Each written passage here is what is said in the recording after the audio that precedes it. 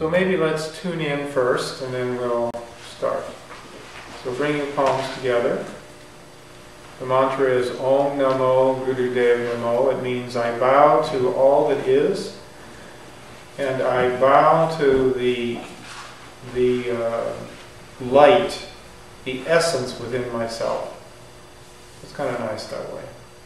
So sit straight, just kind of move a little bit to the left and a little bit to the right, just so that you kind of, and then when you feel like you've found your place, just kind of settle there.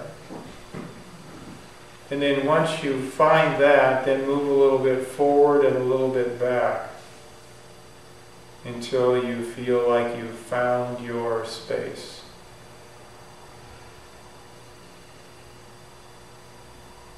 And then allow yourself to be light and straight. Bring your palms together and inhale deep.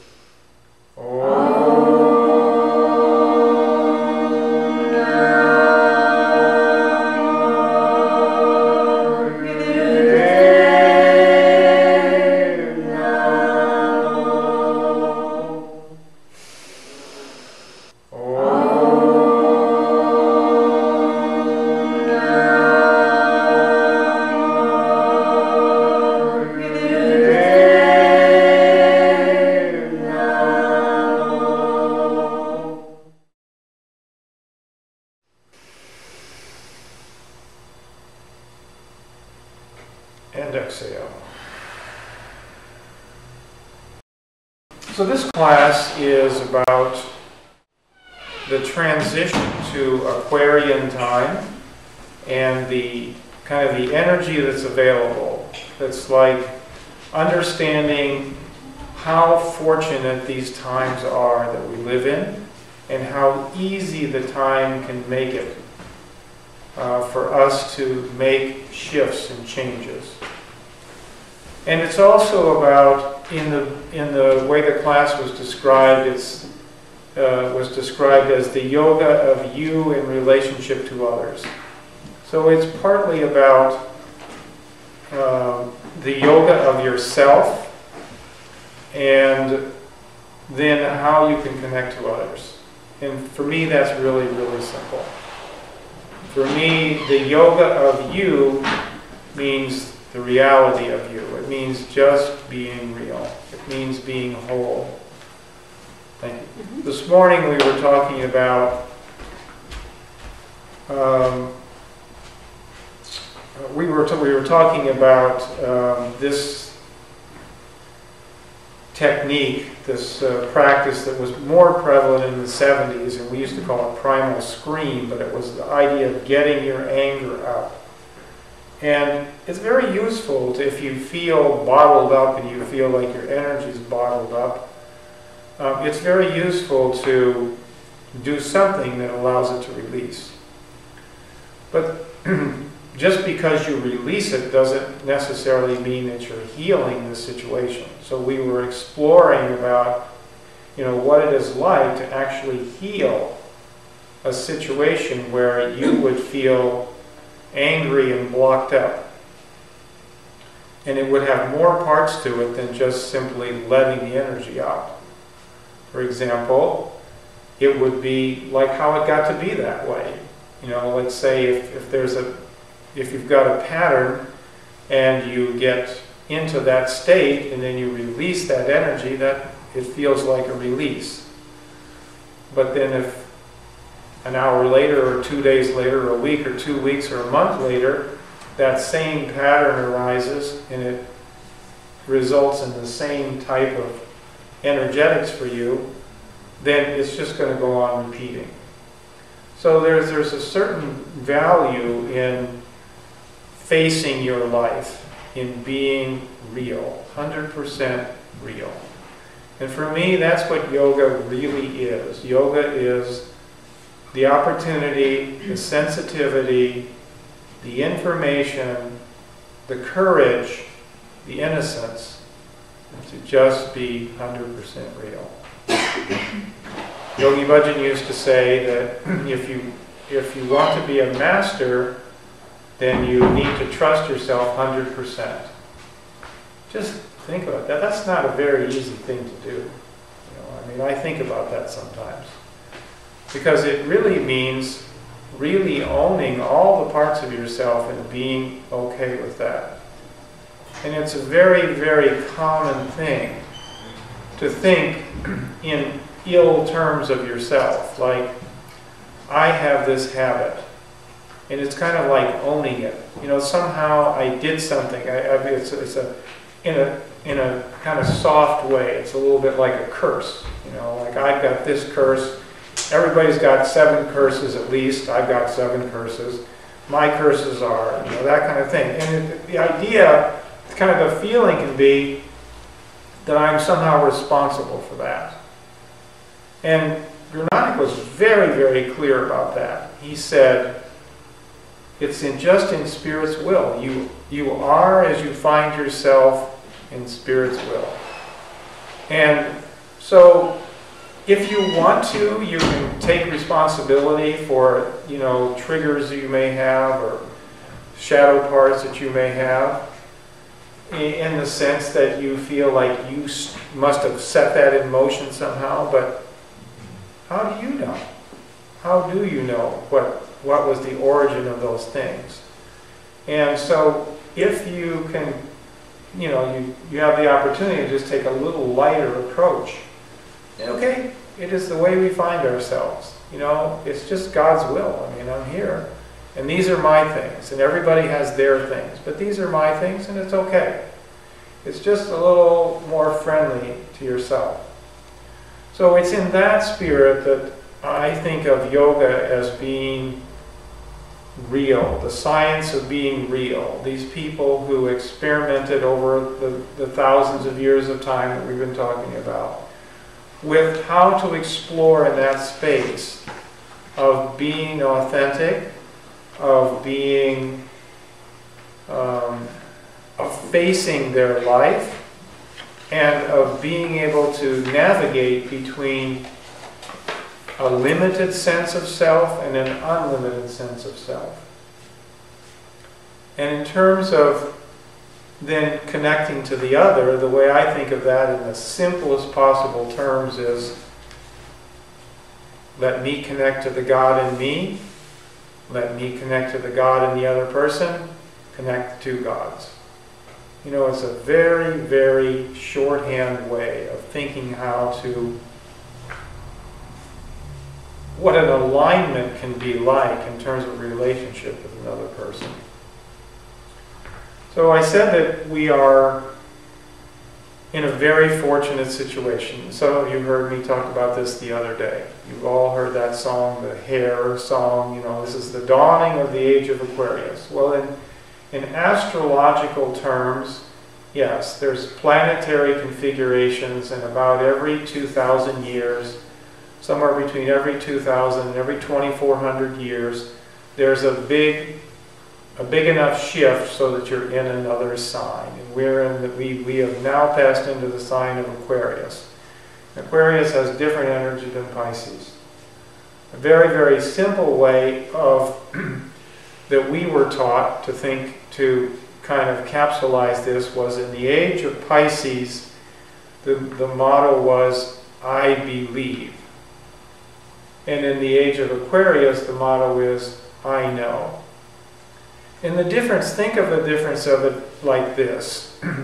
that I certainly grew up, and I'm older than most of them, but probably all of you, easily older than all of you. But when I grew up, and even to this day, there are many, many people, my own mother, for example, who looks outside of herself for the idea of what is right and wrong, and how the universe is organized, and what is going to happen with her, and how she should align herself. She particularly looks to religion.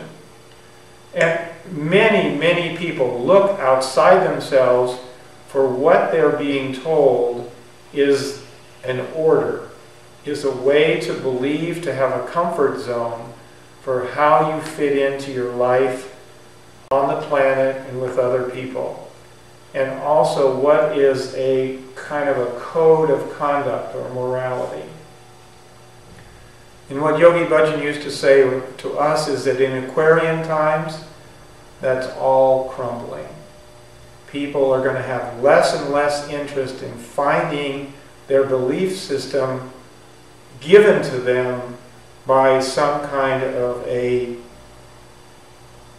person in authority or in respect and spirituality or something like that.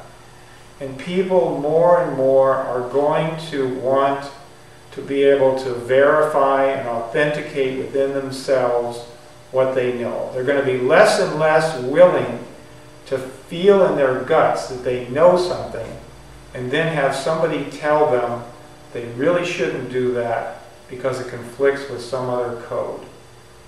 And you are seeing that happening all over the world, whether you're talking about the Arab Spring or whether you're talking about what's going on, just was going on in Russia, or whether you're, it's just going on in so many areas where people are just showing that they just want to trust themselves and they just want to be trusted and they just want to feel like they're being honored as people who can know things and people who can do things and they can build things based on what they know.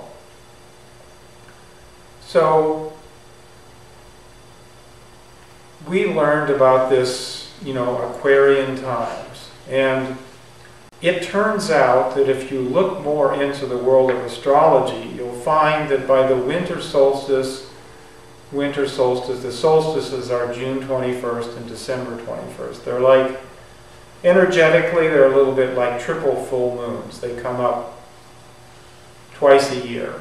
And they're astrological configurations that have a lot of energy to them.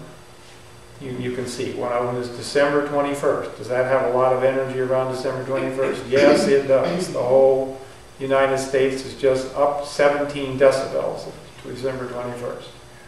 So the solstice times are like that. So at December 21st, 2012, the sun will have reached a place in the heavens, in the universe, at the exact center of the galaxy, in a position that it has not been in for 26,000 years.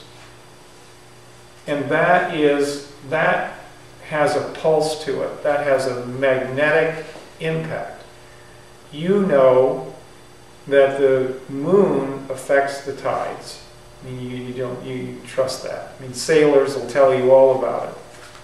But these things do have an effect. You probably sense that the moon has an effect, the full moon. It's not that hard to figure out that the full moon affects you. The moon affects water. You're somewhere between 50 and 70% water. But even beyond that, you can just feel the effects of the full moon.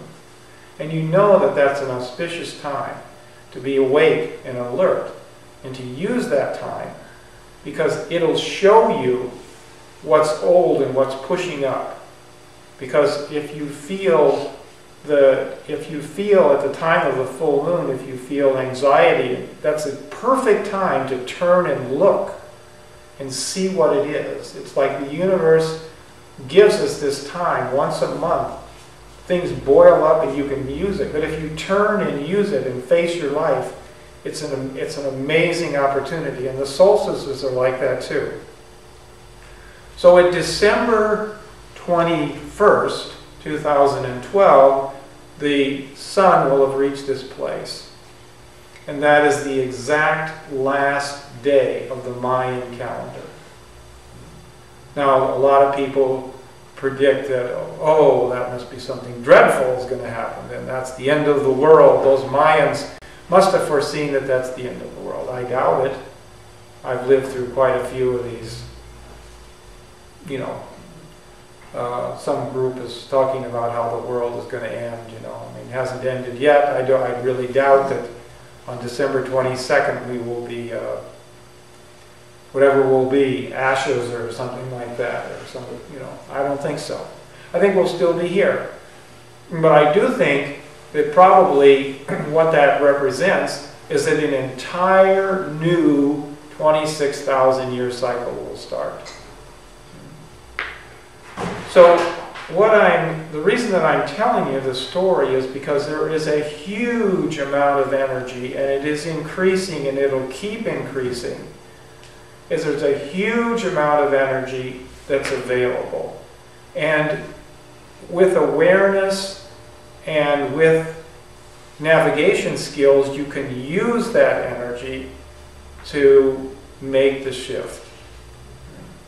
So in that other yoga studio, there's these 5 sutras of the Aquarian names that are on the wall. I'm going to give you each one of these cards. So let's just kind of look at it for a minute. The first one of these are, sutras kind of means like guideposts. And Yogi Bhajan gave us these, and he said, these will be your guideposts in these Aquarian times. So the first one is, recognize that the other person is you. What a simple way of saying that we are all one people. And that's exactly the sense that people have on the globe now, that we're all one people. Not all the political leaders, you know, are grasping that, but the Earth's people seem to be grasping that pretty quickly. The other person is you. I just wrote a quick note to myself, because one of the things that I often hear is, why can't that other person get it together? Well, if you catch yourself saying that, then just think, why can't I get it together, to stop being focused on the fact that they can't get it together? Okay? That's a quick way of saying, of realizing to yourself the reality of the other person is you. So the second one is, there's a way through every block. You know, when you really look into science, and we're going to talk about science here pretty soon, when you really look into science, everything is about vibration. Everything is about attraction and magnetic energy. Everything. That's the whole way that the world works. And so we're just coming out of a period where we don't imagine that. It's just like we don't really participate much. There's a whole secret reality kind of, you know, and we don't participate that much. But the true reality is that everything is based on attraction and magnetics, and we're all connected all the time to everything until we decide we're not. So, is there a way through every block? Yes, there is, because it's just a simple matter of magnetism. You know, Yogi Bhajan used to say to us, you know, you talk about your spirit. You know, you want to just, you want to get all involved in definitions sometimes and get yourself out there. Here is my definition. It either flows or it doesn't flow. Are you flowing? Or are you not flowing? If you're flowing, your spirit's up. It's good. If you're not, you're stuck. Spirit's not flowing. So I don't need any fancy definition. Let's just use that one. So that's just a pretty good way. And the question is, are you saying yes or are you saying no? Sometimes I just lie in bed and I wake up and I can tell that I've just got blockage around me. And sometimes I just lie there in the darkness and I just say to the cells in my body, yes, yes, I'm flipping the switch, you're green now, you're green. You know? You can communicate with the intelligence in every cell of you. It's not mysterious anymore.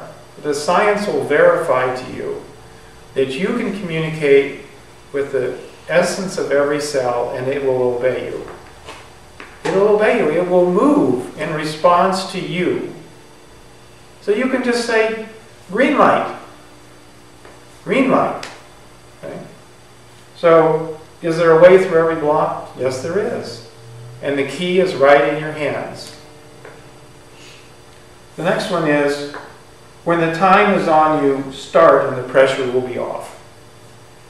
I have to revisit that one from time to time. I've got a project, I don't like the project very much, my mind is on me, you know, my past is on me, it's telling me, oh, this is going to be hard, this is going to be a drag, this is blah, blah, blah, blah, blah, blah, blah, blah, blah, whatever it's going to tell me, right? But I have found, luckily, over the years, that if I somehow remember this and I keep this card right on my desk, start and the pressure will be off. And it's true. Once I just start, then I'm started. You know, I've started. Whatever it is that I start, I've started. It's just like taking a step. Every journey starts with one step. Just start. You know, just take a step. The next one is, understand through compassion or you will misunderstand the times. The old way is, let me just look at this note a minute so that I can see what I wrote, because I liked what I wrote. I was sitting at Whole Foods and all of a sudden I thought, yep, this is the class. Let me write this down.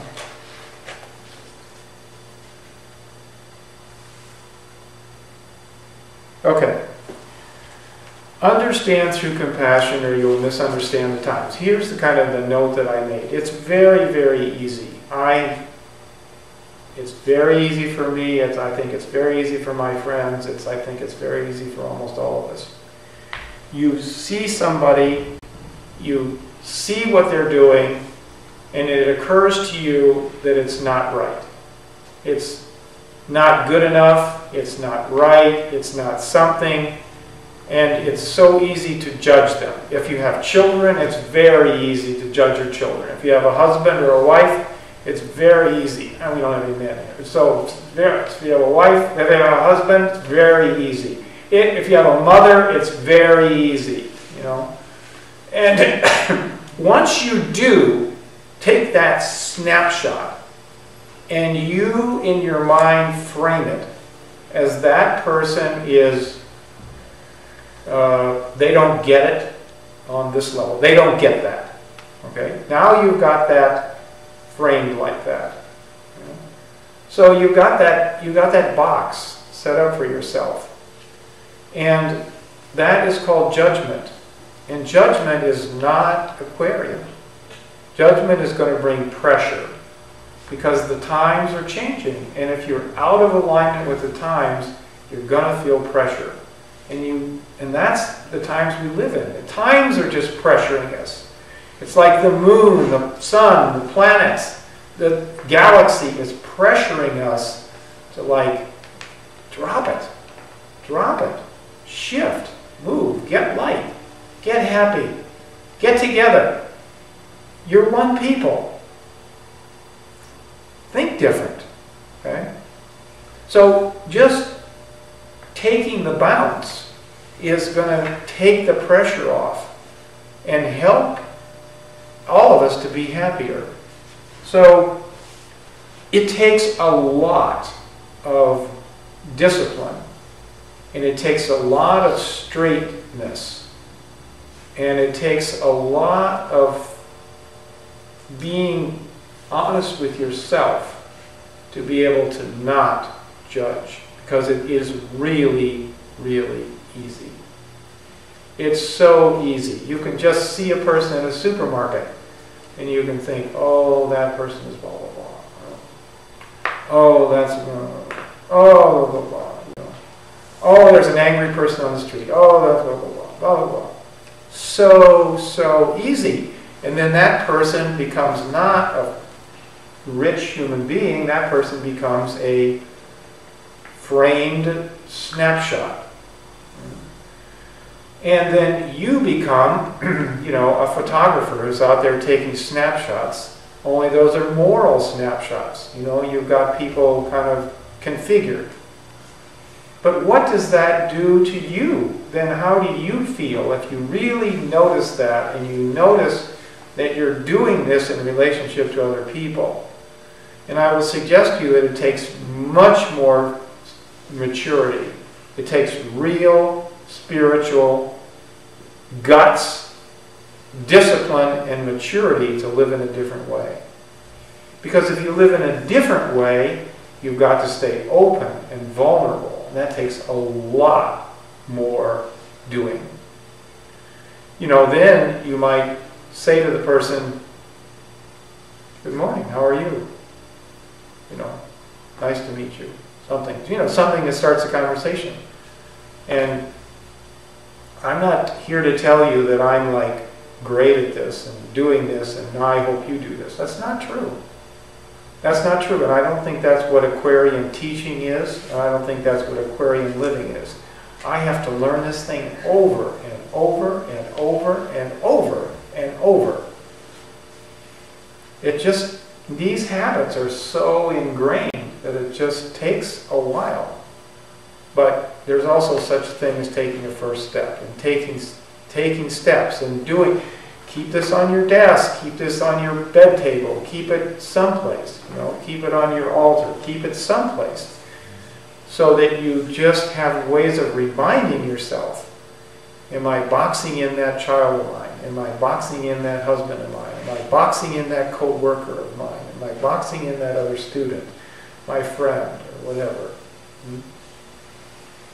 And can I cultivate in myself the strength to be able to be much more vulnerable and just softer and leave space for people?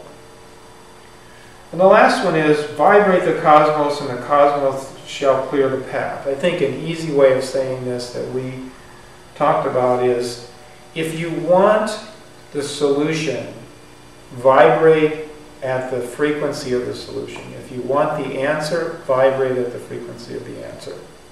It's just so easy to say, oh, I pray God, please give me the tolerance to blah, blah, blah. Please give me just a little more money so that I can, do this with my kids. Please give me. Okay, just energetically, just look at that. Please give me. It's energy. You're calling on something outside yourself to give you that. Right? And that's fine. You can do that. That's authentic. But if you yourself can't relate to the energy that you're asking for, then you yourself are not creating the receptiveness for that energy to be. But if you were to say, may I be compassionate with my son, then you're not asking for it to be bestowed on you by an angel or something like that, just like Tinkerbell is going to come and tap you and you're going to get it. Okay? Maybe you are exploring with your friend, I got my son boxed out. I can't get past the fact that he's well. You've started. You're in a process. You're asking your friends for help. You're exploring. What would if I was compassionate to him? If I was in a different vibration, what would that be like? You're starting to explore the consciousness that you're asking for. You are response-able. You're starting to allow yourself to move to the vibrational frequency of the answer that you're asking for. And because the universe is magnetic, then if you're at the frequency of what you're asking for, it can't not come to you. because you're in vibrational harmony with it, and everything is magnetic, and it's yours. It's yours.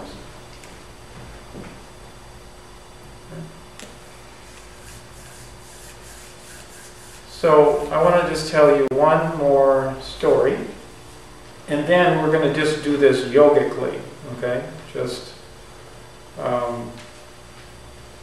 We'll just experience all this in the inside. And this story is one that some of you have heard, and it is the story of the water. So there's a team of scientists in Japan that started to explore the idea that if all snowflakes are different when they're looked at under high magnification, maybe if you froze water droplets, they would look different. So in fact, they did that. And they took water from a shrine, a high spiritual place, and it had a beautiful pattern. And then they took water from a slum, and it had a tumble-down crystal pattern. And then they did it with music. They did it with classical composers, and they did it with heavy metal music. And the crystal pattern was very different. You can kind of imagine. I don't really have to tell you how that all turned out. And then they took a glass of water, and a person sat in the presence of that water for about 10 minutes a day for a week or so. And then they froze the water, and they looked at it and had a very beautiful crystal, the most beautiful one that they'd seen. And then they did an experiment, and the person was kind of used the attitude of, "You're dumb, you stupid," toward the water, and then it was a tumble-down crystal. So these are scientists. So these scientists said, "Okay, we're physicists, we're water engineers. What is going on?" They also took a piece of paper and they wrote "loving kindness" on it. And they tied it with a string around the glass of water and had the same exact pattern that it did when they did the active thing. So they're saying, what happens? And they're saying that everything is in vibration. The water molecules are in vibration. And they are receptive to the energy of the person. There's a connection between the energy and the vibration of the person and the molecules of the water, the cells of the water, the protons, the electrons, and the neutrons, and they pick it up. They pick it up. And then the other story that I wanted to tell you was in Einstein's, one of the contemporaries of Einstein, his name was Max Planck. And he won the Nobel Prize. He was a physicist.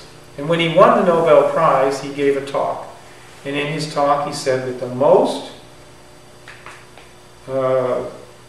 the greatest thing that he learned in his lifetime of physics was that when they noticed that under high magnification, if their attention was on a particle, the particle would move. Okay? So he didn't say we were like sitting there and talking to the particles and say move or go left or something. He didn't say that. He said that when they noticed that when their attention was on the particle would move. So what I'm saying to you then is, if you experience sensation within your body and you place your attention on it with loving kindness, don't you think it will respond as the molecules of the water respond? Yes, it will. And on top of that, you're 50 to 70% water. Yes, that is the way the world is. That's the connection. That's the way the world works. And if you have your attention on a part of yourself and you're sending the message, you're disgusting. You know, I mean, that's too strong. I don't like you. You're my nasty pattern. You know? Then vibrationally, you're just reinforcing that. You're reinforcing that. But if you could have the self-composure and the discipline to remember to have a loving kindness towards that, then what might happen?